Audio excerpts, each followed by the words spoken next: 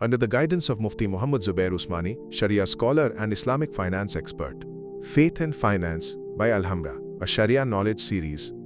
What is Wakalatul Istismar in Sharia certificate?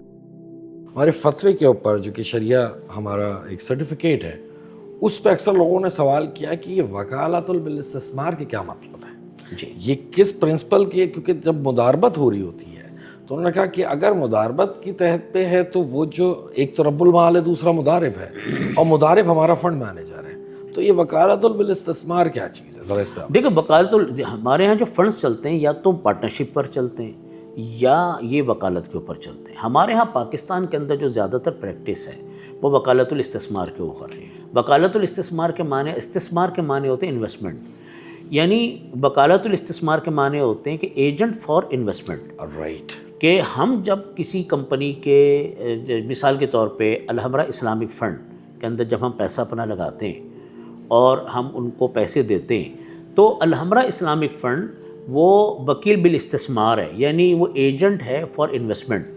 وہ اپنی agency کی فیس ہم سے چارج کرتا ہے اور جتنا پروفٹ ہوگا وہ سارا پروفٹ وہ ہمیں دے دیتا ہے. یہ بھی ایک طریقہ ہے اور دنیا بھر میں رائج ہے.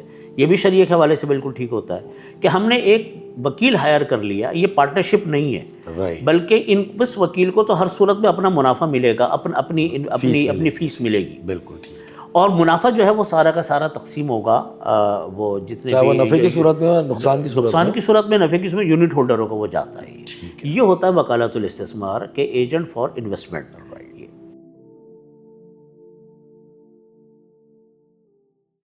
میوچل فنڈز میں سرمایہ کاری کے نتائج مارکیٹ کے حالات پر منحصر ہے.